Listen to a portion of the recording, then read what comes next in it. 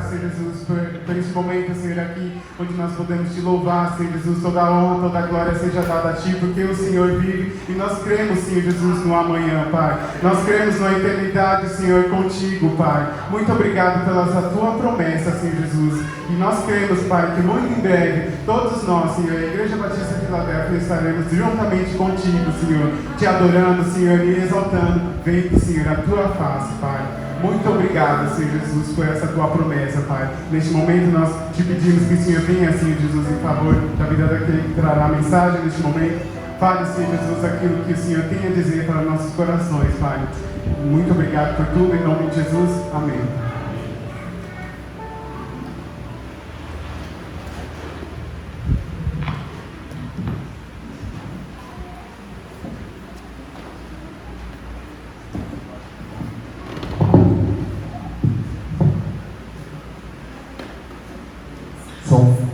Cumprimento os irmãos na graça e a paz do Senhor Jesus, amém? Amém.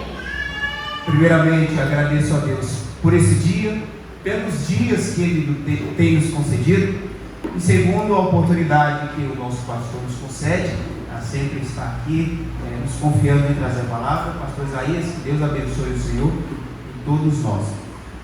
Nesse momento, eu gostaria de iniciar convidando os irmãos a abrirem suas Bíblias lá no segundo livro da Bíblia, que é o livro do Êxodo, Êxodo capítulo 3.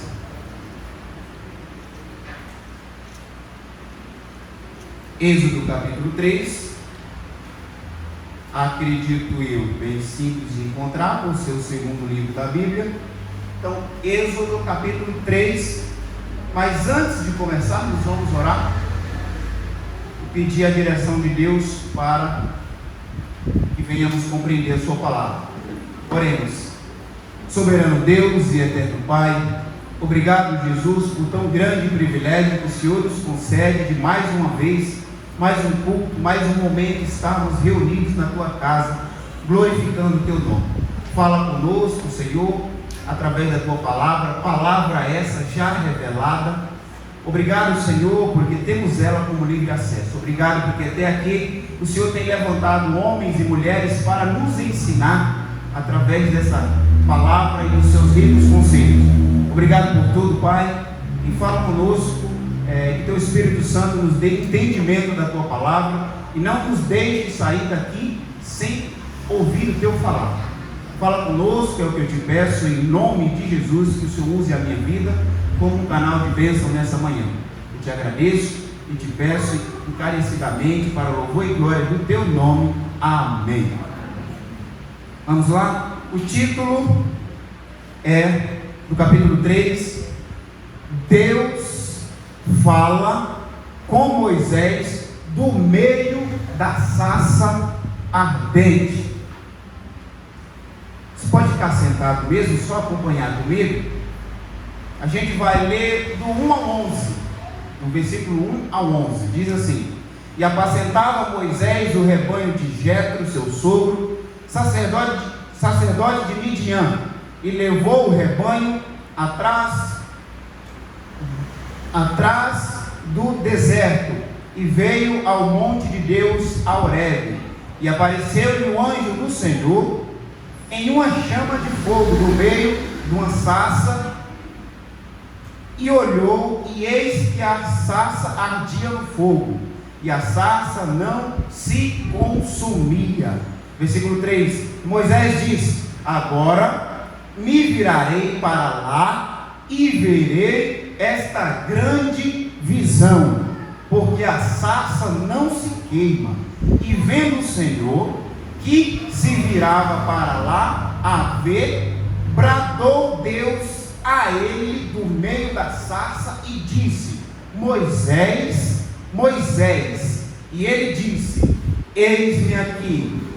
E disse: Não te chegues para cá, tira os teus sapatos de teus pés, porque o lugar em que tu estás é terra santa. Versículo 6, e disse mais: Eu sou o Deus de teu pai, o Deus de Abraão, o Deus de Isaque, o Deus de Jacó. E Moisés encobriu o seu rosto, porque temeu olhar para Deus. Versículo 7: E disse ao Senhor: tem visto atentamente a aflição do meu povo, porque está no Egito, e tenho ouvido o seu clamor por causa dos seus exatores, porque conheci as suas dores. Portanto, desci para livrá-lo da mão dos egípcios, e para fazê-lo subir daquela terra a uma terra boa e larga, a uma terra que mana leite e mel, ao lugar do cananeu e do eteu, e do amorreu, e do perizeu, e do aveu, e do jebuseu. Versículo 9: E agora, eis que o clamor dos filhos de Israel chegou a mim, e também tenho visto a opressão com que os egípcios os oprimem. Vem agora, pois, e eu te enviarei a Faraó, para que tires o meu povo, os filhos de Israel, do Egito. Então, versículo 11 e último: então Moisés disse a Deus: quem sou eu que vá a Faraó e tire do Egito os filhos de Israel? Até aí. É uma passagem muito legal, muito interessante, e nós vamos meditar nesse texto essa manhã. E se você tem um bloco de nota, pegue ele agora, que nós vamos aprender algumas lições essas que Deus falou primeiramente comigo. E a grande verdade é que, sem sombra de dúvidas, Moisés, ele foi um dos maiores líderes que a humanidade já teve. E a excelência da liderança de Moisés não consiste somente no conhecimento, na força e na autoridade e experiência que Moisés tinha. A excelência do que Moisés deixou de legado para nós consiste exatamente no nível de relacionamento que ele, Moisés, tinha com Deus. E por causa desse relacionamento entre Moisés e Deus,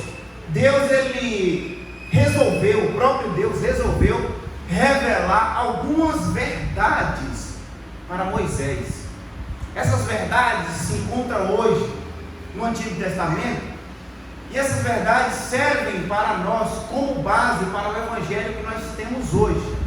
E algumas dessas verdades eu fiz questão de pontuar aqui, 5 delas, e nós vamos ver que uma das 5 verdades, maiores verdades que Deus revela ao povo de Israel, Deus, ele revela com a intenção de ver o seu povo alegre, feliz, um povo zeloso de boas obras. Essa é a intenção de Deus. A primeira verdade que Deus revela a Moisés é a questão das leis. Então Deus chega para Moisés e diz: olha, eu tenho aqui um compêndio, umas leis que eu tenho que passar para você, Moisés, por meio do relacionamento que eu tenho com você. Eu quero passar aqui essas leis como uma das primeiras verdades que eu quero que o povo de Israel saiba. E Deus ali revela a primeira verdade para Moisés, que eram as leis. Leis morais e leis, digamos que cíveis. Inclusive essas leis servem para nós ainda hoje. O Pentateuco, os primeiros 5 livros da Bíblia, nós aprendemos aqui com o pastor Isaías, é a base de todo o ordenamento jurídico que nós temos hoje. Então as leis que Deus deu para Moisés, falou para Moisés repassar para o povo, tanto as leis morais como as leis cíveis, servem também para nós hoje. A segunda grande verdade é que Deus revelou a Moisés a questão das festas. E uma das festas que sempre durou durante a história da humanidade, desde os primeiros cidadãos, é a festa da Páscoa. E a festa da Páscoa, ela ainda hoje, ela está introduzida no calendário judaico. E entre outras, Deus também revelou a Moisés. Uma terceira grande verdade que Deus revelou a Moisés através do relacionamento que Deus teve com Moisés foi a questão do sacrifício. E a questão do sacrifício, nós temos dois sacrifícios muito conhecidos, mas existem outros também que Deus revelou a Moisés. Mas os dois principais sacrifícios que nós conhecemos é o sacrifício alçado e o sacrifício da purificação. E Deus também revela uma série de outros sacrifícios para Moisés, como uma quarta grande verdade que Deus queria transmitir através de Moisés para o povo. A grande quinta verdade que Deus revela a Moisés é o tabernáculo. E nós sabemos o que é o tabernáculo. E o que é o tabernáculo? O tabernáculo era uma tenda com 3 repartições, e lá existia o pátio, o santo e o santíssimo. E nesse lugar chamado tabernáculo, que Deus também revela a Moisés, Deus faz questão de distribuir alguns móveis ali no tabernáculo. E esses móveis, que eu fiz questão de pesquisar e trazer para os irmãos, nós temos lá a pia de bronze, nós temos a mesa, nós temos os pães asmos, nós temos, acima de tudo, e como um símbolo de maior impacto na vida do povo de Israel, nós temos a Arca da Aliança, fazia parte do tabernáculo. E na Arca da Aliança nós temos uma caixa com uma madeira chamada acácia, e revestida com ouro por dentro e por fora. E nessa caixa havia de um lado um querubim e do outro um outro querubim, meio que olhando para dentro da caixa. E dentro da caixa havia 3 objetos na caixa que nós precisamos saber, que tem um significado extremamente importante. Lá existia o vaso com maná, existia a vara de Arão e existia as tábuas com as leis. E Deus revela essas 5 grandes verdades para Moisés exatamente por meio do relacionamento que Deus teve aqui no capítulo 3 com Moisés. Então todos esses detalhes, a título de introdução, é para mostrar para os irmãos quem na verdade foi Moisés. E a maneira mais simples de dizer quem foi Moisés é que Moisés simplesmente foi Moisés. Então vai a primeira lição aqui, que primeiro falou comigo. Se você quer mostrar alguma coisa ou quem você é para alguma pessoa, não tente ser aquilo que você não é, seja simplesmente você. Então Moisés impressiona Deus porque Moisés simplesmente foi Moisés.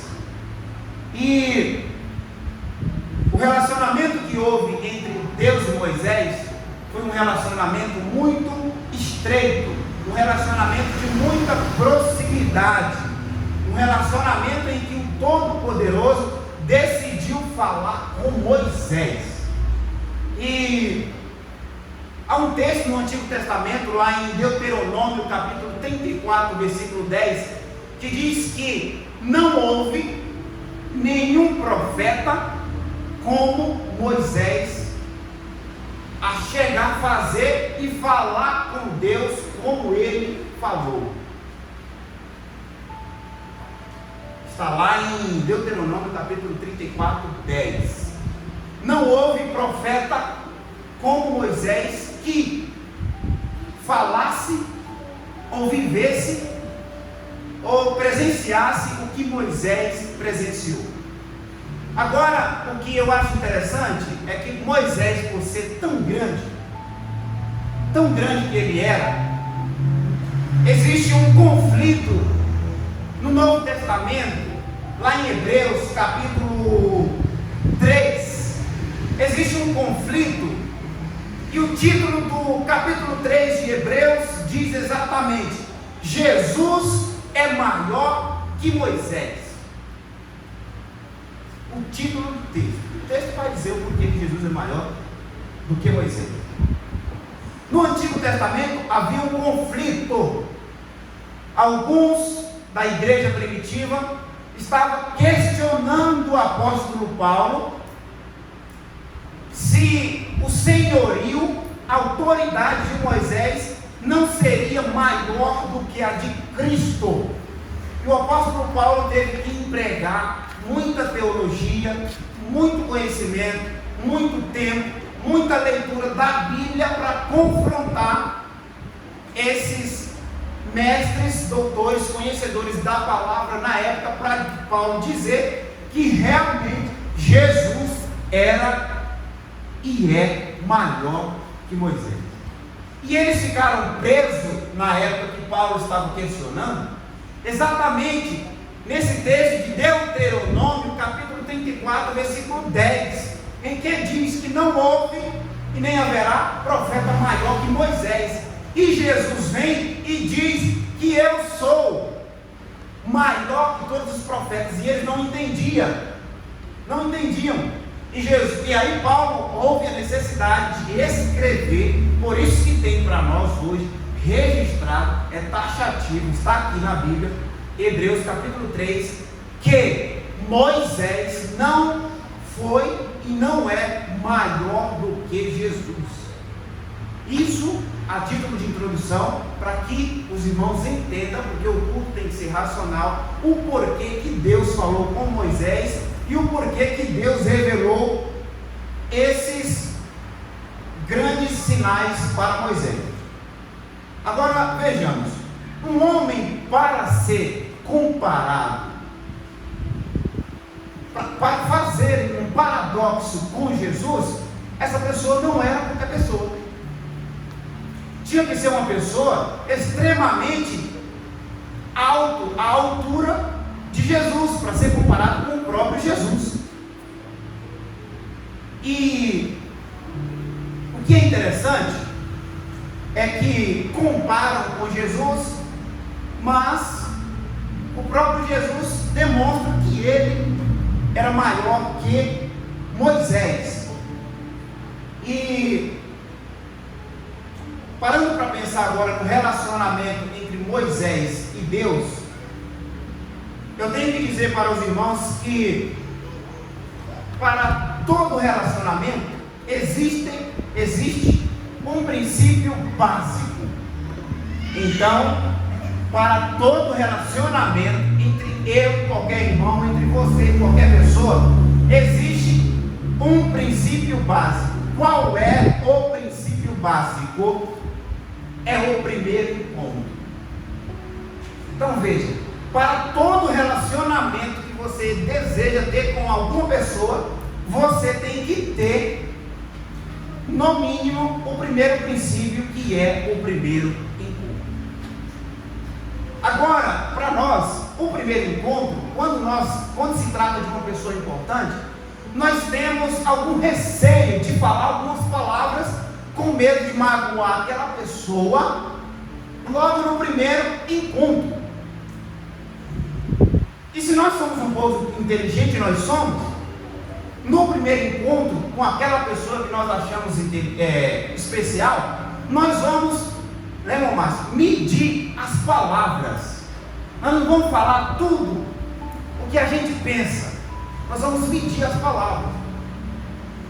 E com Deus aqui, Deus ele tratou com Moisés de uma forma diferente.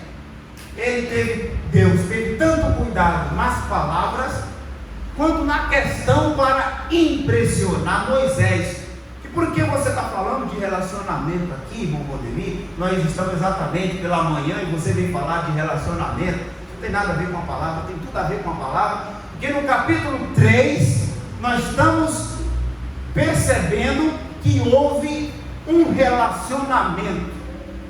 E aqui nós temos o primeiro encontro. Se nós olharmos o capítulo 2, Moisés era pastor de ovelhas. O capítulo 3, logo no início já disse que ele era pastor de ovelhas, do seu sogro Jetro. O capítulo 1 nós vamos ver que é o nascimento dele, ele no palácio. O capítulo 2 ele vai para o palácio, recusa ficar no palácio. Antes do capítulo 3,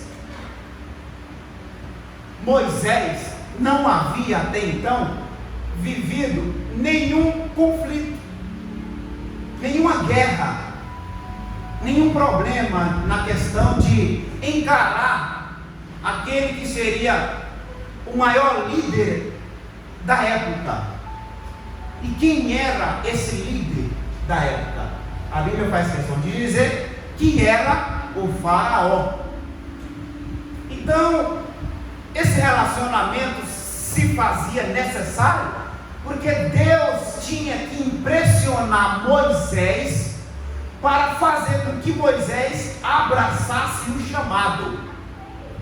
Não sei se vocês estão conseguindo entender, mas a intenção de Deus é fazer com que Moisés abrace o chamado.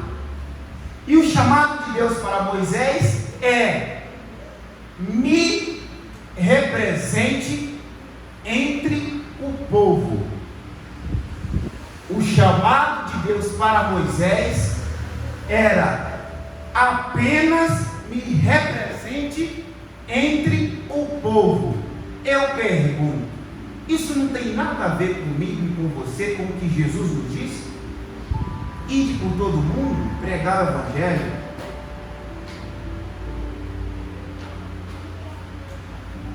E o que eu acho interessante, eu já conversei com alguns irmãos aqui que têm idade de ser meu pai e avô, que é muito difícil impressionar os irmãos que já viveram quase tudo nessa vida. É muito difícil impressionar esses irmãos. Você chega para uma pessoa, a título de conhecimento, Moisés aqui no capítulo 3 já tinha 80 anos. Quantos anos tinha Moisés? 80 anos. No capítulo 3 ele já tinha 80 anos. E eu converso com alguns irmãos aqui e eu vejo como é difícil impressionar uma pessoa que já viveu quase tudo. Você conta uma experiência e ela diz: vou te contar uma história. Aí você fala outra coisa e ela diz: vou te contar outra história. Então é muito difícil impressionar, porque aquela pessoa já viveu quase tudo. E Deus sabia que se Deus chegasse para Moisés e falasse: Moisés, está vendo aquele ouro? Aí Moisés ia falar: Deus, eu vivi no meio do palácio, o ouro era o que eu mais via, dinheiro era o que eu mais via. Aliás, eu saí do palácio por vontade própria, eu decidi abandonar o palácio, eu saí porque eu quis.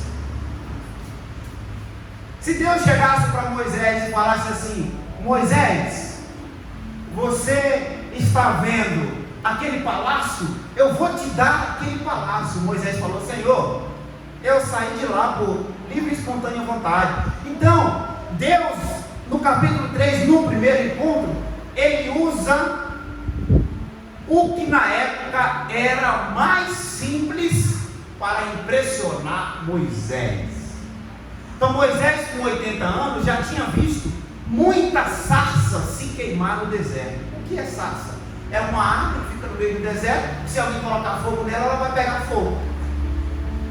Não é igual na Amazônia, que tem muitas árvores, tem uma árvore aqui no deserto, outra por lá, outra não sei aonde, é assim. Então Moisés já tinha visto muito fogo, muita sarça se queimando. Mas o que Moisés não tinha visto ainda era uma sarça pegando fogo e ela não se consumir. E pelo que nós lemos aqui, Moisés, ao ver aquilo, que aquela sarça, aquela árvore pegando fogo não se consumia, ele diz: agora eu vou até lá e vou ver o que está acontecendo. Mas Moisés já está curioso, e nós somos curiosos, e ele queria saber o porquê que aquela árvore não parava de ter fogo. E aqui vai uma segunda lição. Moisés, ao ver aquela sarça, Deus, ele se encarrega de mostrar para Moisés, naquela sarça, o que Moisés teria que ser quando o faraó resistisse não liberar o povo do Egito. Então o que Deus está querendo mostrar naquela sarça é o seguinte: mais importante que o fogo é a resistência. Que Deus está dizendo para mim e para você, mais importante que o seu problema, o meu problema, é a sua resistência. Então, na sarça, Deus já está mostrando para Moisés como ele deveria se comportar diante do faraó, com muita resistência. Isso tem alguma coisa a ver com você nos dias de hoje? Claro que sim. Problemas? Muitos. E o que devemos ter? Resistência.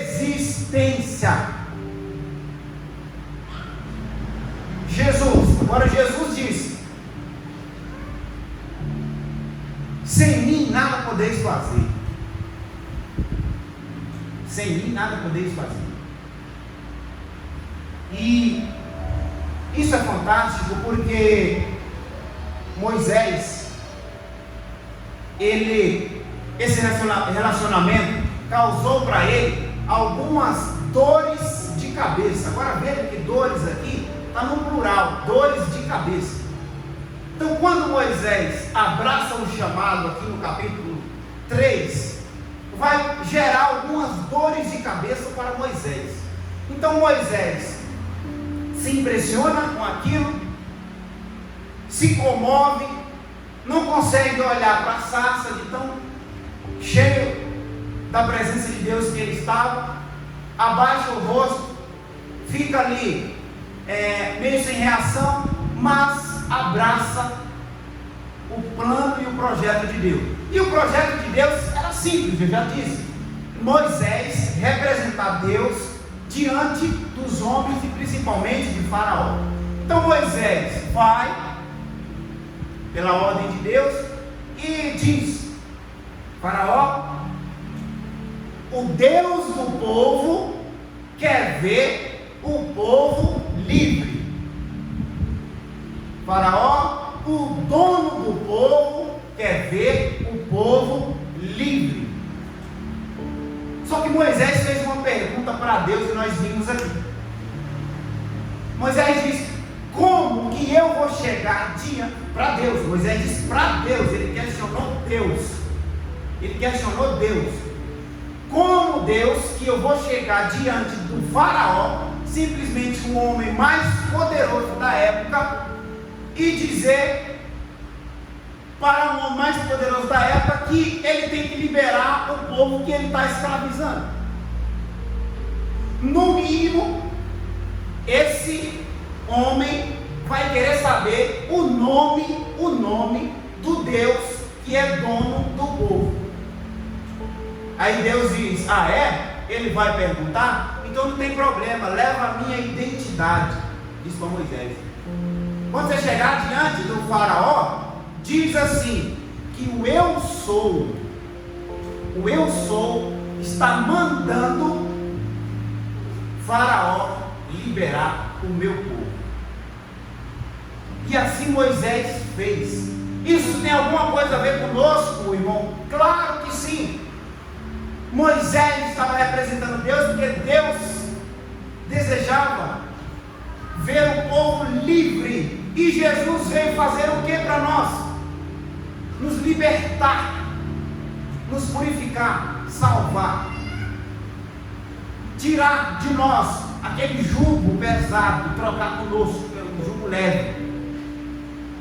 Então, desde aquele momento, o início da Bíblia, Deus já continua tendo o propósito de ver o seu povo livre. O seu povo livre. E Moisés faz exatamente isso.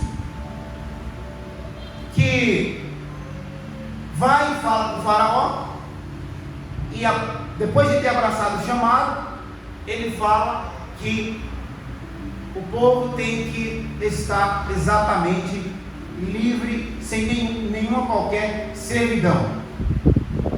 E Deus tinha esse projeto, esse plano, porque serve de legado para nós hoje, de experiência para nós hoje. E o que Moisés mais teve foi paciência. Agora, a Bíblia diz que a tribulação produz a paciência. Estamos vivendo com problema, tribulação no mundo? Sim. E o crente? Paciente. Tem que ter paciência. O povo reclamando e Moisés, paciência. E por isso que Moisés, lá em Hebreus, tem o seu nome escrito na galeria dos heróis da fé. O tão paciente, o tão obediente que ele era a Deus. E a paciência é um dos princípios que o cristão tem que ter. Se nós pegarmos os nomes que estão registrados na Bíblia, nós vamos ver que todos tinham paciência. Então, a partir de hoje, se acalme, porque Deus sempre está no controle de toda e qualquer situação. Paciência. Davi teve paciência, Elias teve paciência, Eliseu, qualquer um deles teve paciência. Agora, o que eu acho interessante, já que eu mencionei o nome de Davi, é que Davi, apesar de ser paciente, ter paciência e confiar em Deus, Davi chegou no lugar mais alto da sociedade, que era ao padrão rei. E quando ele estava no lugar mais alto da sociedade, ele cometeu um erro, como eu também cometo, você também comete. E quando ele estava lá em cima, ele comete esse erro e custa muito caro para ele. Não é o caso de dizer entrar nessa história. Só que o que eu acho impressionante em Davi é que Davi diz: Deus, eu errei sim, pisei na bola, feio, só que o Senhor pode tirar de mim o palácio, o Senhor pode tirar de mim os camelos, o Senhor pode tirar de mim os meus servos, o Senhor pode tirar de mim as terras, tudo que o Senhor me deu, o Senhor pode tirar, mas não tire de mim a presença do teu Espírito. Essa é uma grande lição para nós, porque nós temos que pensar assim. E Jó falou: Deus me deu e Deus tomou, mas bendito seja o nome do Senhor. Nós, povo de Deus, não somos guiados pelo que vemos ou deixamos de ver. Até porque já falamos aqui que Deus do nada, Ele criou tudo. Então nós temos que pedir para Deus: não tire de mim, não tire de nós, não tire da minha família a presença do teu Espírito, porque quem tem Deus tem tudo. Frase muito comum no nosso meio: eu e você sem Deus não somos nada, e Deus sem eu e você continua sendo Deus. Os discípulos lá, quando Jesus tinha acabado de multiplicar os pães, gosto dessa passagem, foi para o outro lado do rio, a multidão já estava lá. Jesus começa a dar um discurso duro, mensagem dura. A multidão começa a ir embora, porque a multidão queria o pão que perece, mas Jesus queria falar do pão que permanece. A multidão começa a ir embora, chegou ao ponto de ficar somente os discípulos. 11 dos discípulos, eram 12, queriam ir embora. Um só disse: para onde iremos nós? Só o Senhor tem palavra de vida eterna. Aí os 11 vendo isso, que Pedro tinha falado aquilo, aí os 11 falaram: se um vai ficar, todos nós temos que ficar também.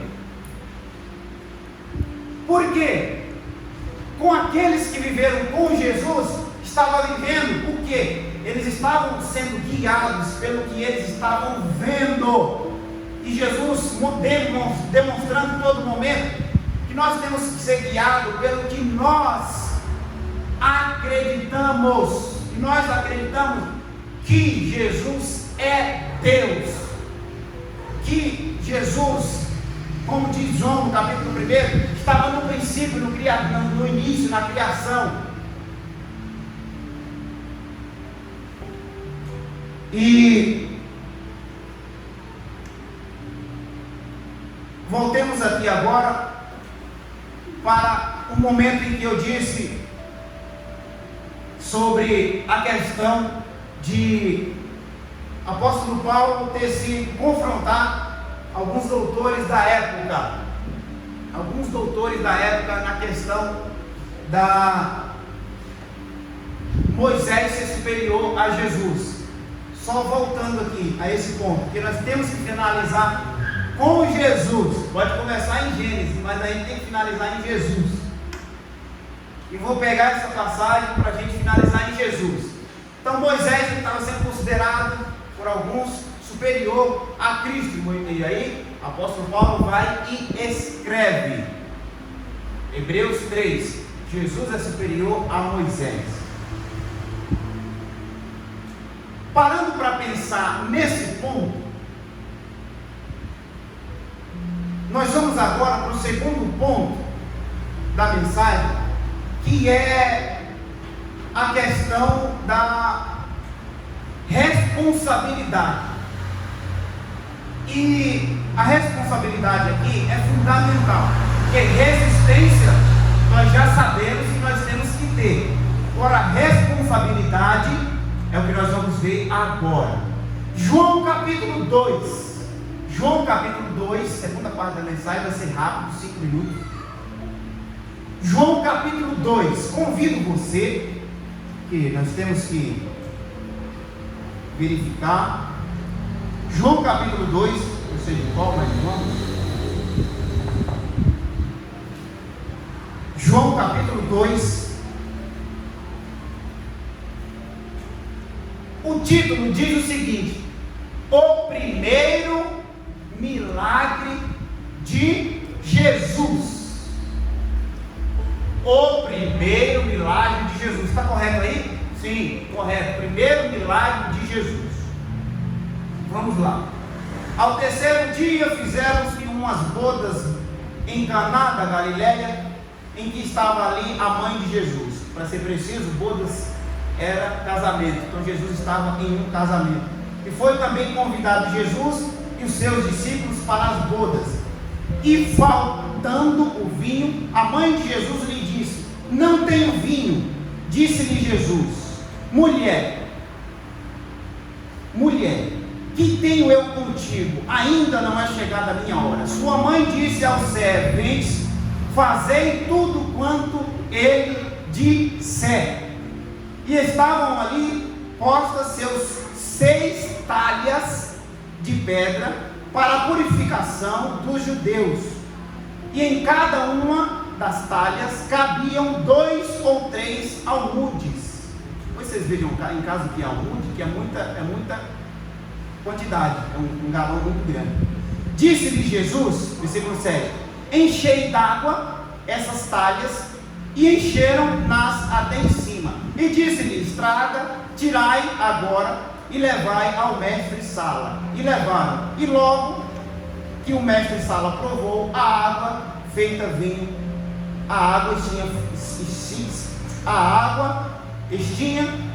tinha se tornado em vinho.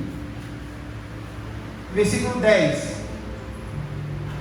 Versículo 9. E chamou o mestre-sala o esposo e disse-lhe: todo homem põe primeiro o vinho bom, e quando já tem bebido, então o inferior, mas tu guardastes até agora o bom vinho. Jesus principiou assim os seus sinais em Caná da Galileia e manifestou a sua glória, e os seus discípulos creram nele. Depois disso, desceu a Cafarnaum, ele, sua mãe, seus irmãos, seus discípulos, que ficaram ali não muitos dias. Por que eu estou mencionando João se começamos em Êxodo? Porque eu quero mostrar para os irmãos 2 coisas: resistência e responsabilidade. É o que eu e você tem que ter. Muitos pregadores, eu fiz questão de estudar isso, esse livro de João, muitos dias, muitos meses. Muitos pregadores dizem que Jesus foi convidado para esse casamento. Muitos pregadores dizem que ele foi convidado por causa dos milagres que ele fazia. Só que isso não é verdade, porque antes disso, a Bíblia não fala que Jesus fez nenhum milagre. Esse é o primeiro milagre. Então Jesus foi convidado para esse casamento porque ele era uma boa pessoa. Primeira informação, não pelos milagres que ele podia fazer, até porque esse era o primeiro milagre. Então ele foi convidado para aquele casamento porque ele era uma boa pessoa. Segunda informação, Jesus e a sua família e seus discípulos foram convidados porque os estudiosos dizem, provavelmente aquele casamento, inclusive comigo e com você, era de uma pessoa muito próximo. Por isso eles foram convidados. Terceira informação, vejam comigo que antes de ser citado o nome de Jesus, a Bíblia faz questão de dizer, e Maria estava lá. E Maria estava lá. Agora veja comigo, Maria estando lá, a Bíblia diz que acabou o vinho. Agora, terceira informação, em um casamento de judeus, ainda hoje, pode faltar o pão, pode faltar cadeira, pode faltar mesa, mas não pode faltar o vinho. Não pode, é regra no casamento. Por que não pode faltar o vinho? Porque o vinho para os judeus, por isso que Jesus usou o vinho na ceia, o vinho para o judeu é símbolo da alegria. Então faltar o vinho em um casamento é uma vergonha para o judeu muito grande, muito grande. E acaba o vinho, Maria vai e fala com Jesus. Estamos terminando, estamos finalizando. Maria vai e fala com Jesus. Jesus, acabou o vinho. Versículo 3. A mãe de Jesus disse para Jesus: não tem vinho. Olha que interessante a resposta de Jesus: mulher, o que tenho eu contigo? Agora vamos entender isso, que eu passei aproximadamente uns 6 meses estudando isso. Eu fui estudar no grego essa resposta de Jesus para Maria. E a resposta de Jesus para Maria no grego é o seguinte: mulher, não tente me responsabilizar por um problema que não foi eu que provoquei. É o que Jesus está dizendo para ela. Não venha me culpar de um problema que eu não sou o culpado.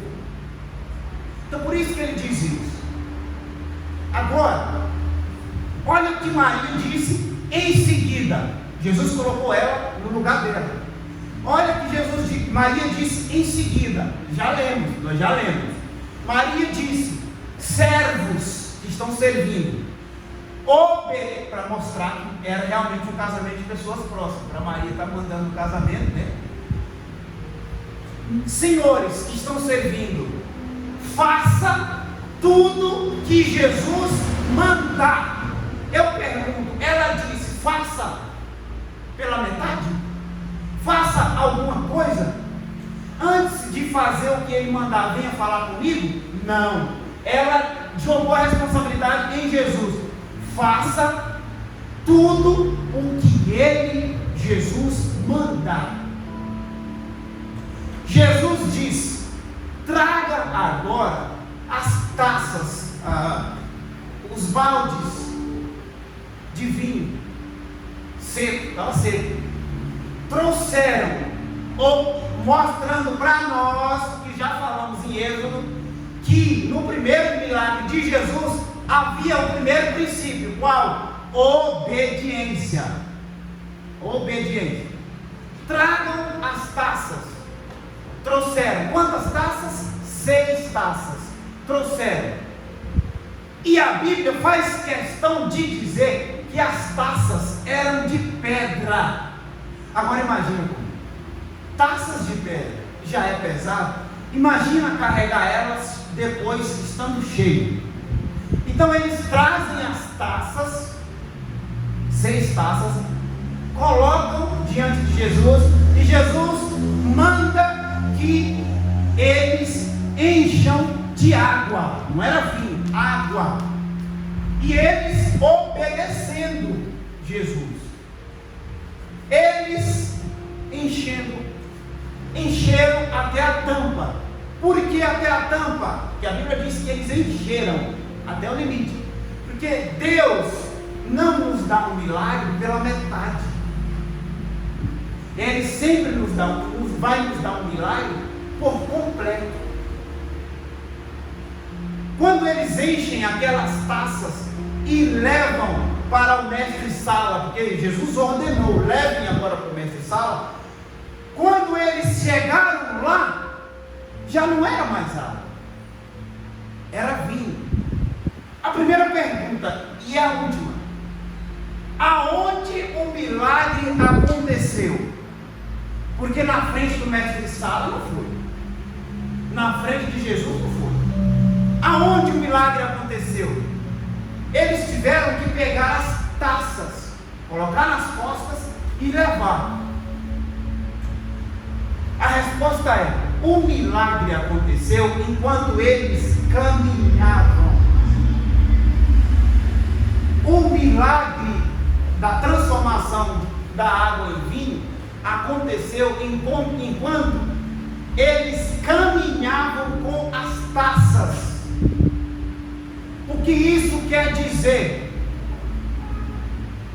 Existia um problema, sim, mas o que Jesus está querendo dizer é uma parábola, é o seguinte: o problema existe, mas não pare de caminhar.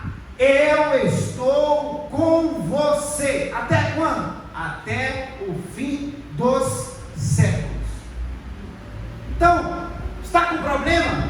Quando vai acontecer o milagre? Enquanto você caminha, enquanto você canta, enquanto você ora, enquanto você lê, enquanto você jejua, enfim, vai acontecer, porque Ele não quer que a gente fique parado.